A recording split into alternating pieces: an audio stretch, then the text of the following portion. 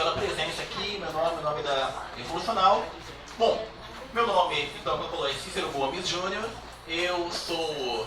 eu sei que não parece, tá? Mas eu estou dando aula há quase 20 anos, tá? Desde 99.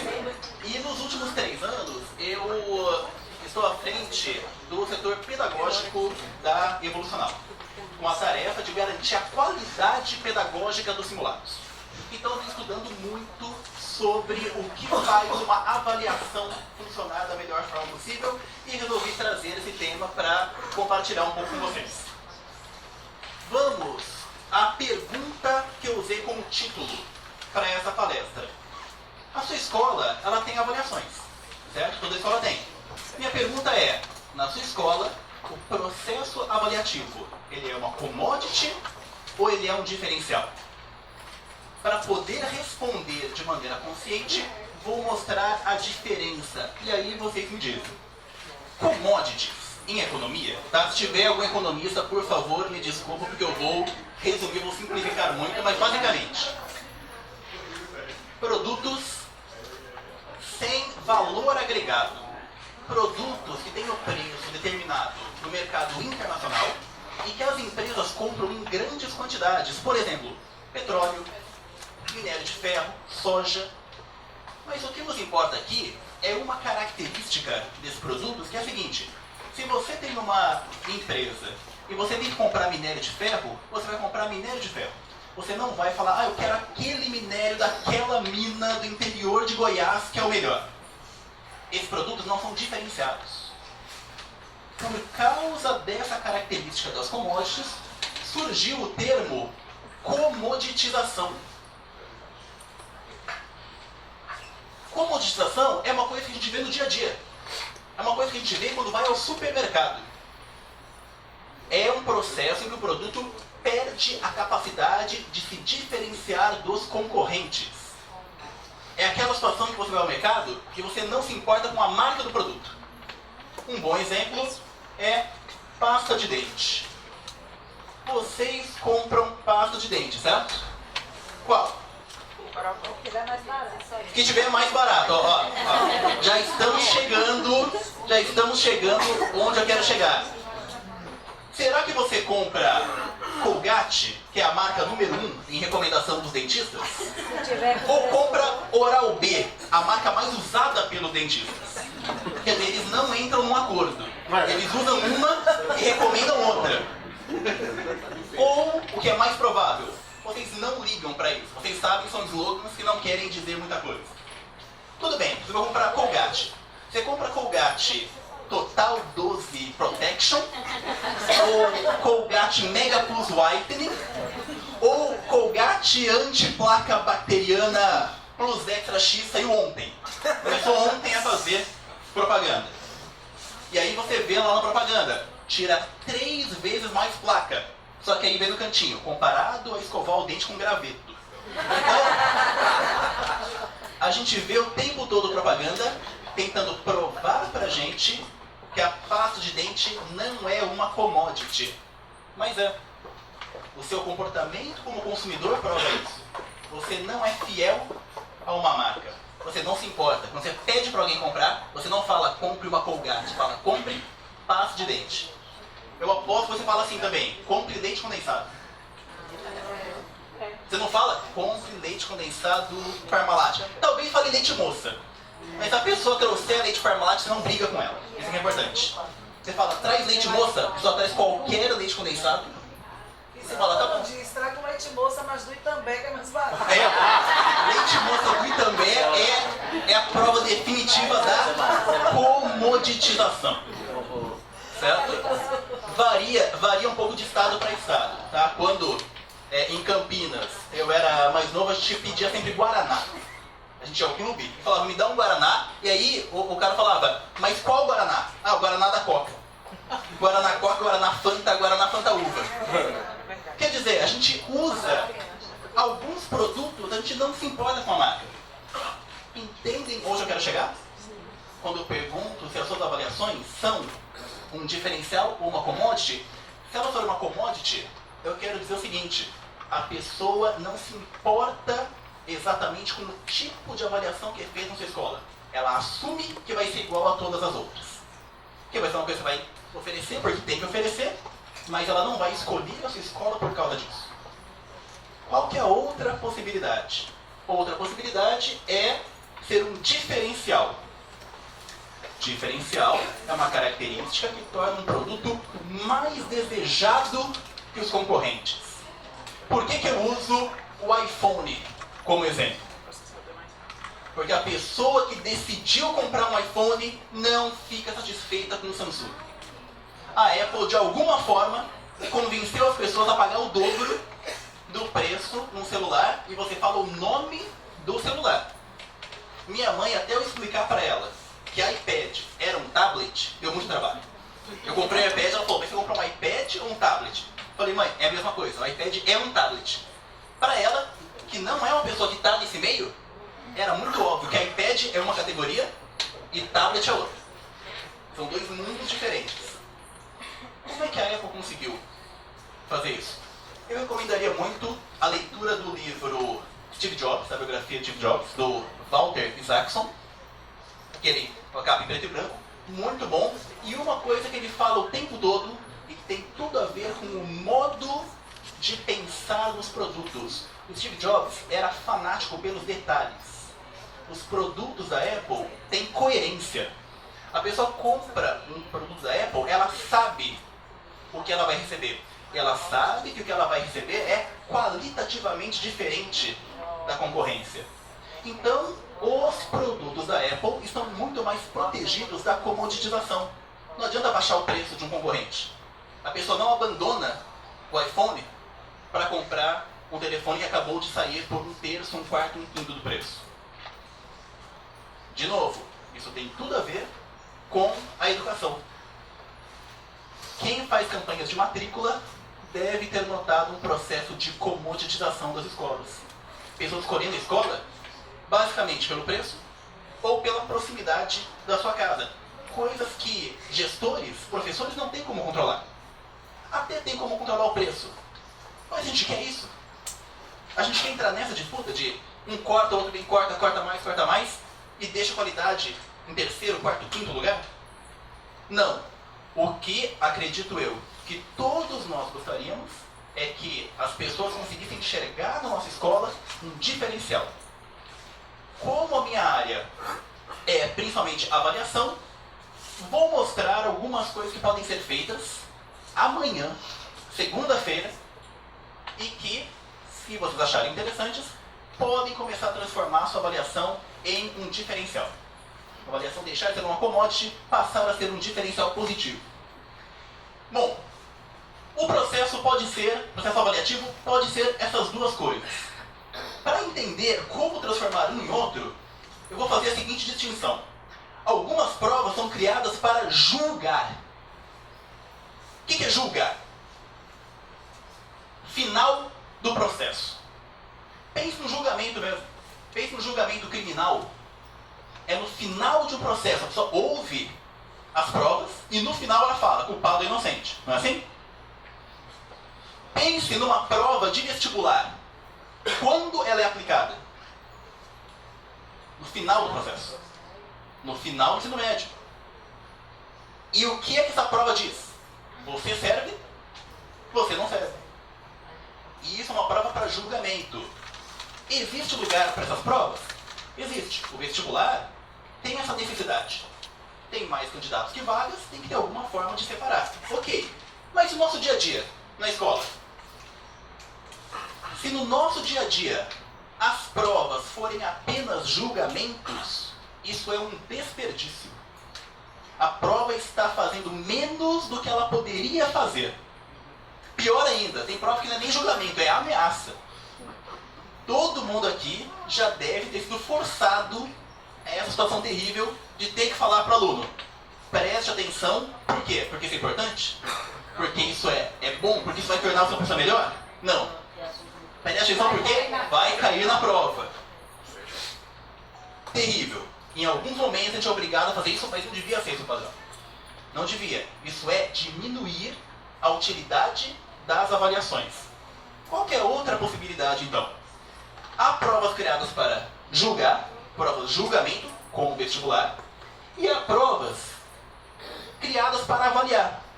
Qual que é a diferença? Ao invés de ocorrer no final do processo, ocorre durante o processo. Por que isso é uma diferença importante? Porque se essa prova é aplicada durante o processo, ainda dá tempo de quê? De corrigir o processo. Ainda dá tempo de mudar a direção. Ela passa a ser não apenas uma forma de separar quem serve e quem não serve, mas uma forma de dar informações sobre o processo como um todo, para indicar o que é que pode ser feito com esse processo para ele ter um resultado melhor. Ela aponta um caminho. É esse o ponto. A avaliação não tem como principal função separar aluno bom do aluno ruim. Tem como principal função pensar o processo para ver como o propósito pode ser atingido de uma maneira melhor. É isso que infelizmente falta para a maioria das escolas. É uma forma diferente de pensar sobre a avaliação. Qual é o processo avaliativo mais comum? O que é que os pais esperam encontrar quando eles chegam a uma escola? Esse aqui, ó. Primeiro, a aula. Vai o professor dar a aula dele. Um professor experiente provavelmente não precisa pensar o processo a cada vez que vai dar a aula. Ele já tem algumas coisas prontas na mente dele. Simplesmente chega lá e aplica. Com o tempo a gente vai ficando meio assim, no automático. Depois de dar aula, ele fala qual foi o assunto da aula. Do que eu falei. Até onde eu cheguei. Tanto que os alunos pensam assim, não pensam? Ah, vai cair até onde na prova? Até a página tal. Se você falar, vai cair até metade da página 55, o aluno para de ler na metade da página 55. Se você falar que cai até o meio da linha, ele para de ler no meio da linha, que é para não desperdiçar a leitura. Muito bem. Pergunta, qual foi o assunto da aula? Aí, o professor vai e escolhe as questões. Muitas vezes usa o SuperPro, ou digita no Google, questão regra de 3. Aparecem lá 8.000 questões. Pega algumas, joga na prova. Aplica a prova. Com ênfase em ninguém colar. Resultado. Olha o resultado e fala, bom, alguns foram bem, outros nem tanto. Pra falar a verdade, o professor já meio sabia quem ia bem e quem não ia bem. O professor experiente, no segundo dia de aula, ele já sabia, já tinha uma ideia bem razoável do que ia acontecer na prova. E aí, bom, alguns foram bem, outros nem tanto, fazer o que é a vida? Vamos para a próxima aula. Esse é o processo mais comum. Esse é o processo que foi usado para me dar aula, para dar aula para a maioria de vocês e que me foi apresentado como normal no curso de licenciatura na Unicamp. Foi esse o processo. Ninguém falou, faça diferente. Mas ele pode ser diferente. A diferença começa aqui, ó. Antes de dar aula, eu vou perguntar o que eu quero que meus alunos aprendam. Uma boa prova começa com um propósito claro. Assim como uma boa aula começa com um propósito claro. As coisas estão profundamente conectadas. Primeiro, a minha aula tem um propósito. A minha aula serve para alguma coisa muito específica. Minha aula não deve ser uma divagação e quem conseguir aprender, beleza, deu sorte. Isso para mim é impossível eu medir se a minha aula deu certo ou não. Aí eu vou e dou aula. O próximo passo é elaborar as questões. Elaborar as questões é diferente de escolher questões. Por quê? Se a minha aula tinha um propósito específico, as minhas questões devem também ter o propósito específico de medir se a aula foi bem sucedida. Em outro livro, muito bom, que também recomendo, de um jornalista chamado Josh Foer, tá? O livro se chama A Arte e a Ciência de Memorizar Tudo. É um livro sobre um jornalista que foi pesquisar, meio por curiosidade, foi pesquisar quem era o homem mais inteligente do mundo. E percebeu que não havia competições internacionais de inteligência. O mais perto que ele chegou foi a competição internacional de memória. E aí ele foi conhecer mais sobre essa competição. Falaram para ele que era questão de treinamento, de prática. Falaram o seguinte: quem ganha a competição de memória não nasceu com uma memória privilegiada. É uma pessoa que se dedica, que treina. Ele falou: poxa, então se eu começasse agora, eu teria chance? Falaram: sim, teria. Ele falou: vou fazer esse teste e vou escrever o livro. Treinou durante um ano. No final desse ano, competiu nos Estados Unidos e ganhou o concurso de memória dos Estados Unidos. A arte e a ciência de memorizar tudo, Josh Foer. Em uma parte do livro, em que ele está falando sobre aprendizado, ele diz o seguinte: duas categorias de médicos. Uma delas evolui muito mais que a outra com o tempo. Vou dizer as duas: oncologistas e cirurgiões. Uma dessas especialidades evolui muito. Um médico de 20 anos de experiência é bem melhor que um de 15, que é bem melhor que um de 10. Na outra, todos os médicos, passando de uns 5 anos, são praticamente equivalentes. Qual é qual? Qual é a categoria de médicos que evolui muito com o tempo? Oncologistas ou cirurgiões? Cirurgiões. Por quê? Desenvolve habilidade. Desenvolve habilidade, ou seja, física? Alguém acha oncologistas por algum motivo? Por quê? Ele procura entender mais o paciente. Procura assim mais a completude, pesquisar mais? São realmente os cirurgiões. E tem um motivo. O motivo é o seguinte: feedback constante. Um oncologista, ele aplica um tratamento e quando ele vai saber se o tratamento deu certo? No final. Talvez nunca. Por quê? Por exemplo, esse tratamento, a pessoa tinha um problema e aí ela vive mais 20 anos. Como é que o oncologista sabe o que teria acontecido se ele não tivesse feito o tratamento? Ele não sabe. Ele não sabe o quanto o tratamento dele interferiu ou não. É esse ponto aqui, ó. É essa parte. Ele, o oncologista, não tem essa parte de ver o resultado do trabalho dele. Ele vê de uma maneira mais vaga. E o cirurgião? Ele vê na hora. Ele vê na hora. Ele faz a cirurgia, ele sabe muito rápido se ela foi bem sucedida ou não. E ele já consegue aplicar esse conhecimento na próxima. Isso é uma coisa que falta, em geral, para a sala de aula. A análise do resultado. Você tem que olhar para a prova e falar: o propósito da minha aula foi atingido? E se não, por que não foi? Vamos falar a verdade. É comum fazer isso? Não. Não é comum. Estamos jogando fora uma ferramenta. É como pedir para todos os alunos tirarem uma tomografia computadorizada, pegar todas e jogar fora. Sem olhar para nenhuma. Cada prova é uma dessas tomografias. A gente só olha e fala: acima de 5, abaixo de 5, passa ou não passa.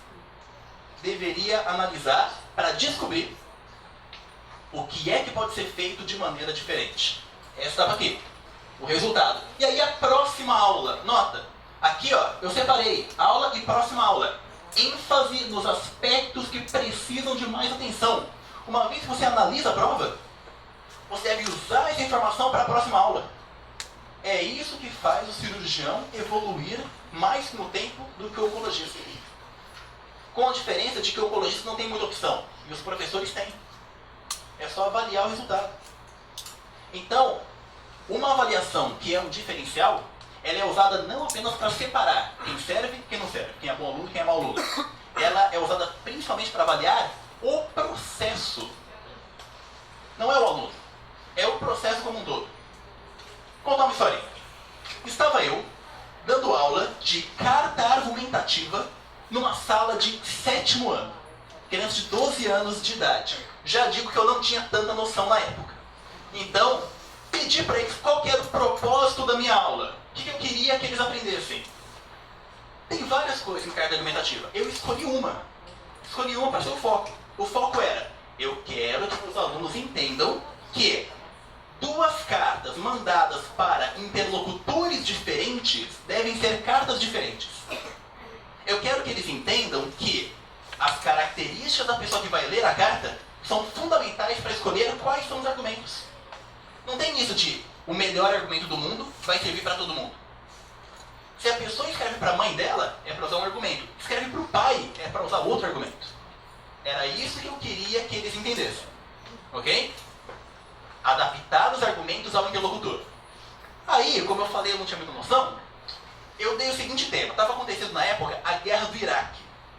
Eu pedi para escrever duas cartas. Uma para o George W. Bush e uma para o Saddam Hussein. E dei alguns textinhos para eles entenderem quem eram Bush e o Hussein. Beleza. E nessa época eu dava aula, nessa escola, né, para o 7º ano, toda segunda, quarta e sexta de manhã. Entreguei na segunda-feira o tema e fui para casa com o sentimento de dever cumprido. Beleza, vão fazer, vão muito bem, são alunos ótimos e tal. Chegou quarta-feira. Entregaram para minhas cartas. Resultado, catástrofe. Foi muito ruim. Foi muito... Os melhores argumentos eram: Bush, pense nas criancinhas. Saddam, guerra não leva a nada. E as cartas são iguais. A mesma carta para o Bush, o Saddam Hussein, só mudava o destinatário. Falei, vocês estão de sacanagem comigo. Não é possível. Todos foram mal. Ninguém ia tirar uma nota boa. Meus alunos não têm culpa. É a primeira vez que eles estão ouvindo falar sobre carta argumentativa. Eu fiz alguma coisa errada. Eu expliquei alguma coisa no jeito errado. Eu não posso ir pra frente. Eu não posso ir agora dar aula de resenha. Fala, putz, acontece, que pena. Não. Cheguei pra eles, falei, pessoal, é o seguinte, estou aqui com as cartas de vocês e o resultado foi terrível, tá? Ó, essas cartas estão muito vergonhosas. Vocês mandam de verdade uma carta dessa pro Bush, ele manda um míssil em Bragança, de tanta raiva que ele vai ficar. Então é o seguinte, não posso usar essas redações como nota de vocês, tá? Senão vai todo mundo tirar 0. No lugar delas, eu vou dar uma prova. Eu vou dar uma prova segunda-feira, tá? Será quarta-feira. Vou dar uma prova segunda-feira. Vai ser uma prova de 17 páginas em latim. E vão cair 3 livros e vocês vão ter que memorizar, porque não vai poder trazer o livro na hora, tá? Então eu quero o livro lido e memorizado para segunda-feira. Os livros são Senhor dos Anéis, Moby Dick e a Bíblia. Quero que eu leia e memorize. Aí eu vou falar, professor, você tá brincando, né? Fiz minha cara mais séria. Falei, olha bem pra minha cara de quem tá brincando. Aí falou, você não pode fazer isso. Esteja aqui segunda-feira, vamos ver quem pode o que e quem não pode o quê. Começaram a chorar. Falei, não, calma, não é pra tanto. Não é pra tanto. Vamos fazer o seguinte então, ó, última chance. Hoje é quarta, a prova é segunda. Sexta-feira, eu quero que cada um de vocês me traga uma carta escrita pra mim, tentando me persuadir a desistir da prova. Entregaram. O que aconteceu com o nível das cartas? Melhorou demais. Por quê? Primeiro, porque antes o tema era uma guerra no outro canto do mundo. Agora era questão de vida ou morte. Agora era a nota deles que estava em jogo. Então eu acho que muitos se dedicaram mais. Mas o principal foi o seguinte. Meu propósito na aula era mostrar como é importante explorar as características do interlocutor, certo? E eu fiz uma besteira. Eu dei para eles uma tarefa para escrever para interlocutores cujas características eles não conheciam. É óbvio que vai dar errado. Quer dizer, eu queria ensinar uma coisa e na prova eu cobrei outra.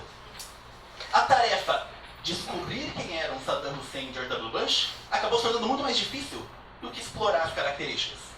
Erro meu, ó, prova mal aplicada. Acontece, todos erramos. O que nós temos que fazer é rever o processo e consertar enquanto é tempo. Rush, eles não conheciam o Hussein, mas eles me conheciam. Então, melhorou muito a argumentação. Alguns escreveram assim: professor, se o senhor der uma prova tão longa, vai ficar o fim de semana inteiro corrigido, não vai poder jogar videogame. Falei, excelente, excelente. Esse entendeu. Esse entendeu. Não é para ele falar: professor, se eu dar uma prova difícil, eu vou mal. Não. É para ele falar: professor, o senhor tem tal característica que faz com que seja melhor para o senhor não dar essa prova. Entendeu o espírito da coisa. 12 anos. 12 anos, mas me custou uma aula a mais. Foi um bom investimento? Foi. Foi um excelente investimento. E por quê? Porque eu tive o cuidado de avaliar a avaliação. De olhar o resultado e falar o que esse resultado diz, não sobre esse ou aquele aluno. O que esse resultado diz sobre o meu trabalho no dia a dia. Ele diz que minha primeira prova foi mal pensada. Deixa eu fazer de novo. Deixa eu fazer de novo. Deus está do bem melhor. Tenho alunos hoje, até dessa turma mesmo, tem um aluno que está se formando agora em Direito. E me escreveu, não faz muito tempo, falando: professor, escolhi fazer Direito porque eu lembro das suas aulas sobre argumentação. Desde 11 anos de idade. Isso é muito recompensador. Isso é muito legal. Quando você vê que a pessoa, de alguma forma, isso marcou para ela. Marcou muito mais do que se eu tivesse corrido para entregar o cronograma, falando: fechei aqui, missão cumprida. Muito bem. Como é que a gente pode fazer isso? Vocês vão falar: poxa, mas aí era uma redação. A redação a gente pode ler, né? Confesso, era um número pequeno de alunos. Como é que eu faço para aplicar essa lógica em uma turma com muitos alunos? Em prova teste. É possível? É possível. É muito mais uma mudança de mentalidade do que uma mudança material. É muito mais mudar a forma como as provas são encaradas. Eu tenho aqui. Esses são os pontos que normalmente são negligenciados. É eu conseguir analisar o resultado e eu, na próxima aula, levar em conta esse resultado. Para poder analisar o resultado, meu instrumento tem que ser bem pensado. Eu não vou avaliar. Pense na medicina novamente. Medicina dá umas metáforas boas para essa questão de avaliação. Pense em medicina novamente. Eu não vou usar um termômetro para ver a situação de alguém que quebrou a perna. Se eu usar o termômetro, talvez a pessoa esteja quente, talvez não, e eu ainda não vou saber direito como tratar dela. Então, o instrumento tem que ser pensado de tal maneira que ele me dê a resposta que eu quero. Que ele me diga se o propósito foi ou não foi atingido.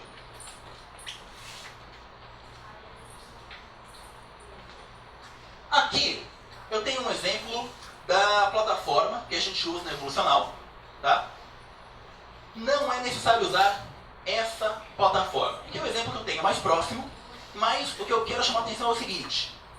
Essa parte aqui, ó, é a avaliação do resultado. Depois que o aluno faz um simulado de 180 questões, as questões são colocadas em ordem da que tem maior prioridade de estudo para que tem menor prioridade de estudo. Percebe? Ao invés de só falar você passaria, você não passaria, a gente fala o seguinte. Nessa questão aqui, por exemplo, uma questão aqui sobre gentrificação. A pessoa já fez, aqui é um caso real. A aluna fez a prova, e aí ela olha, a questão 43 de ciências humanas, ela tinha 90% de probabilidade de acertar. O que aconteceu? Ela errou. Quem conhece o Enem sabe que isso faz um estrago enorme na nota. Porque o Enem tem um critério chamado coerência pedagógica. Simplificando muito, é o seguinte. Se você acertar as questões fáceis e errar as difíceis, sua nota é mais alta do que se fizer ao contrário. Se errar as fáceis e acertar as difíceis.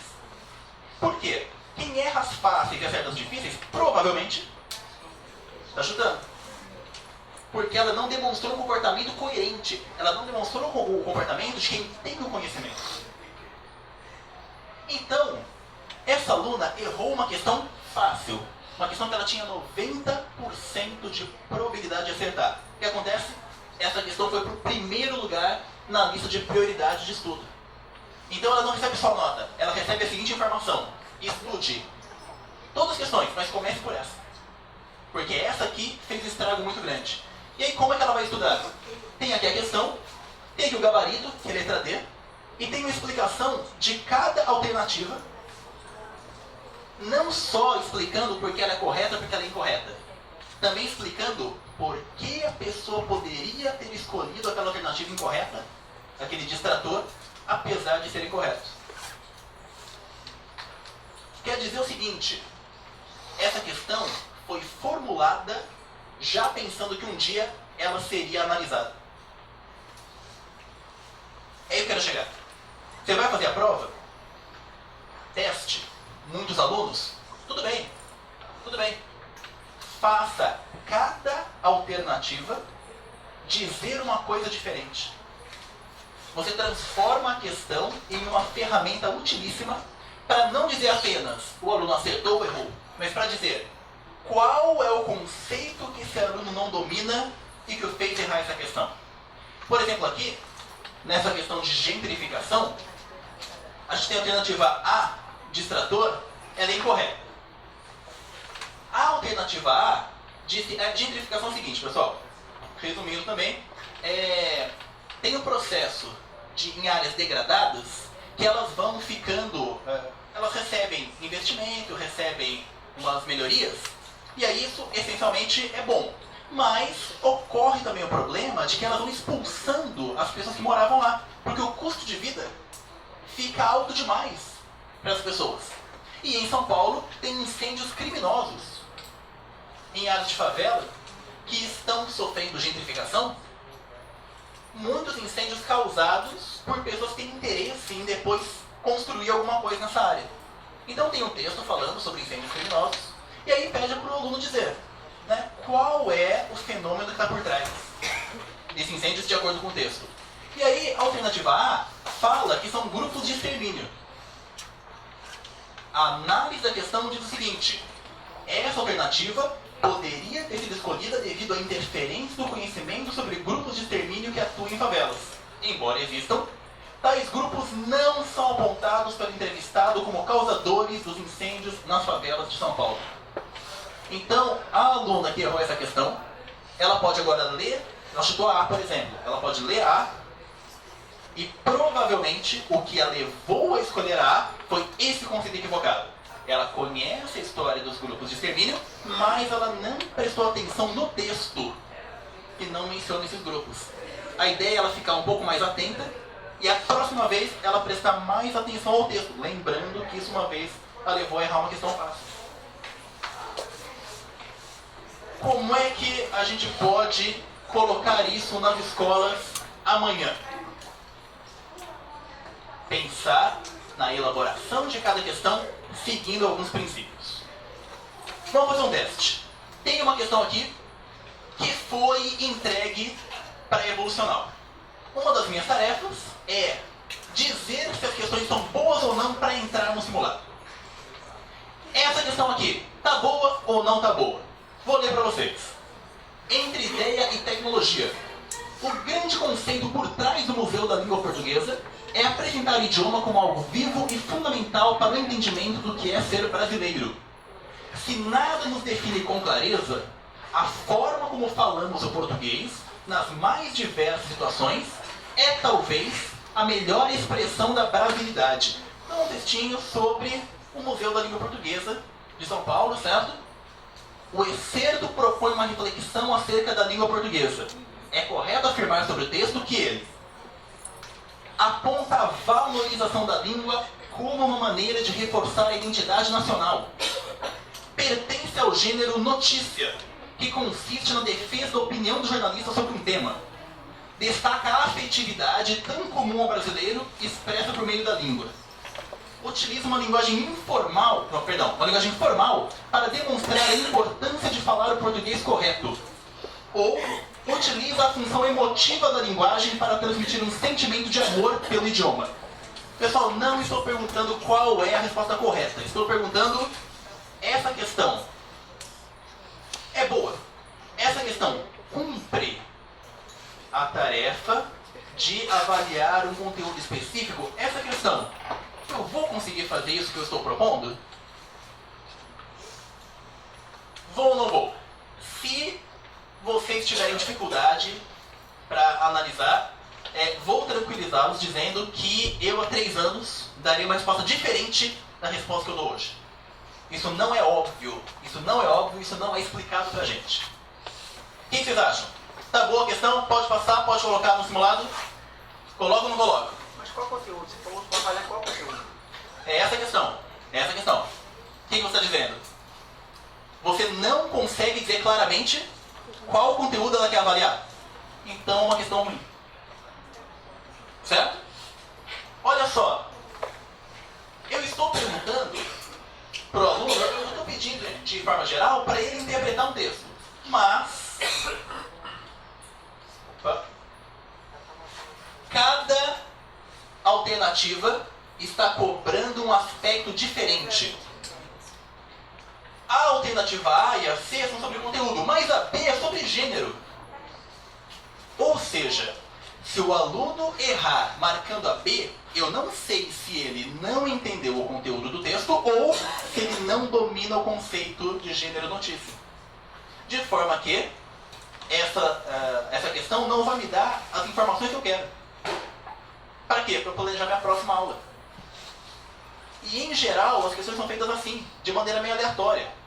A alternativa correta e 4 distratores que são basicamente chutes. Vamos fazer diferente. Ao invés de cada distrator ir para um caminho diferente, ao invés de cada distrator cobrar um aspecto desencontrado do tema, vamos usar esse método aqui, ó. Todas as alternativas devem se relacionar ao mesmo objetivo. Reescrever a questão. Agora, é correto afirmar sobre o texto que ele aponta o conhecimento da língua falada como uma forma de compreender a identidade nacional. Sugere uma relação entre o modo de falar brasileiro e a decadência do uso do português correto. Defende que a valorização da cultura brasileira se dá por meio do conhecimento da literatura nacional. Lamenta a dificuldade observada para se encontrar uma definição clara do que significa ser brasileiro. Ou parabeniza o Museu da Língua por sua luta na preservação da gramática do português tradicional. Agora, todas são sobre o conteúdo. Quer dizer o quê? Se o aluno errar, eu sei que o problema dele é no conteúdo, na interpretação, na capacidade de tirar o conteúdo do texto. Mas, além disso, cada alternativa deve indicar um processo cognitivo diferente. Como assim? Cada distrator pode ser escolhido por um erro diferente do aluno. Então, o distrator B sugere uma relação entre o modo de falar brasileiro e a decadência do uso do português correto. Quem responder a alternativa B provavelmente está contaminado por um juízo de valor, por um tipo de preconceito linguístico, segundo o qual existe o português correto e ele está decaindo porque as pessoas vão falando de qualquer jeito. Se muitos alunos meus, depois eu posso ter um gráfico com quantos alunos responderam cada alternativa. Se muitos responderam a alternativa B, eu sei o que fazer na minha próxima aula. Eu vou abrir a próxima aula falando, pessoal, vamos discutir preconceito linguístico. Por quê? Porque eu descobri, pela análise da prova, que muitos de vocês estão errando questões simples no Enem, influenciados por preconceito linguístico e por juízo de valor sobre o português. Se muita gente respondeu a D, identificação incorreta do propósito. Porque, embora o texto fale que é difícil encontrar uma definição clara do que é ser brasileiro, o texto não lamenta essa dificuldade. O texto é muito mais voltado para constatar e até faz o contrário. Ele diz, realmente é difícil encontrar, mas talvez tenhamos encontrado uma, que é a forma de falar português. Quer dizer, se muita gente respondeu a D, eu também sei o que fazer na minha próxima aula. Eu vou comentar que o fato de uma afirmação estar no texto não quer dizer que aquele é o propósito do texto. Vou trazer exemplos, quer dizer, vou usar isso para corrigir o curso do meu trabalho. E não para dar bronca nos alunos. E não para falar estudem mais. Vou falar estudem mais também, tá? Mas eu falo com ou sem a prova. Com ou sem a prova eu falo estudem mais. E como eu li a sua prova, estudem mais esse aspecto aqui. Porque é aqui que vocês estão fazendo. É aqui que está dando mais dificuldade. Tem uma série de questões, então a gente usa esse modelo, o Enem usa essa estrutura, o Enem faz o possível também para seguir essa lógica. Todas as alternativas se relacionam ao mesmo propósito, mas cada distrator cobra um processo cognitivo diferente. Então, quando no Enem aparece uma questão de exatas, por exemplo, isso é bem interessante. Os números não são ao acaso. Tem um caso clássico que os alunos que eu conheço da Unicamp tiveram dificuldade com uma questão de física.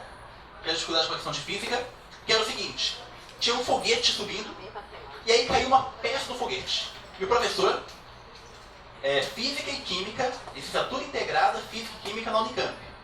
Tá? Aula de Física 1, ou seja, universitários que faziam curso de Física e Química.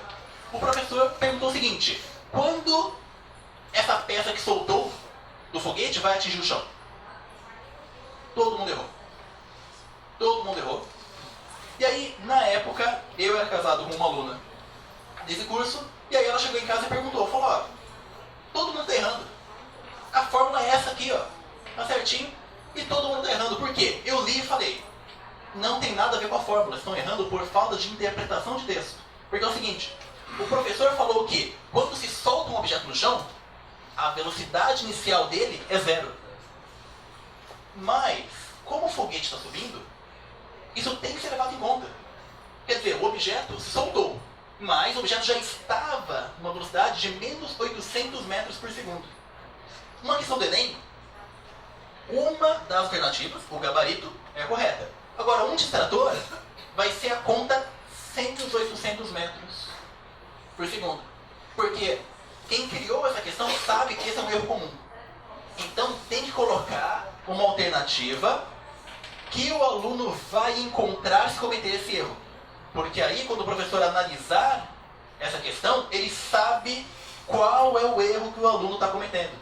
Uma outra vai inverter, vai fazer a conta, ao invés de menos 800, mais 800 metros por segundo. Porque o aluno não percebeu que, no caso, a velocidade tem que ser negativa, porque o foguete estava subindo e a peça caiu. Quer dizer, a velocidade dele diminui a velocidade da peça caindo. Vai ter alguma outra que vai ser, por exemplo, confundir V ao quadrado com 2V, que é um erro também de quem memoriza a fórmula.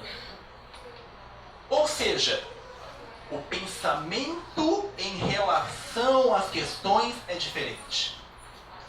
A atitude em relação às questões é: vou fazer uma questão que vai ser para mim um instrumento. A questão é para eu descobrir o que meus alunos sabem e o que eles não sabem. E não quais alunos são melhores que os outros. Isso transforma a avaliação em um diferencial e não em uma commodity. Por quê? Basicamente porque pouca gente faz isso. Porque isso não é comum. Porque isso dá um certo trabalho, mas dá resultado. Dá resultado, os alunos percebem. Os resultados depois em provas, os resultados na sala de aula demonstram que esse é um pensamento que faz sentido. E isso é uma coisa que dá para começar a fazer segunda-feira. Não é necessário nenhuma mudança brutal de espaço. Não é necessário comprar um tablet para cada aluno para começar a fazer isso. É necessário pensar de maneira diferente, ensinar os professores a pensar de maneira diferente, colocar isso para funcionar na escola. É perfeitamente possível. Bom, acho que esqueci de pedir para vocês mandarem as perguntas para a equipe da Evolucional aqui, tá? Não é tarde demais, por favor, quem tiver perguntas pode mandar aqui por escrito para a equipe da Evolucional. Vamos abrir agora um espaço para discutir essas perguntas que vocês fizeram, tá? Quero agradecer novamente pela paciência de vocês, pela presença de todos aqui, ok? E me colocar à disposição junto com a equipe para continuar conversando mais um pouco. Ok? Muito obrigado.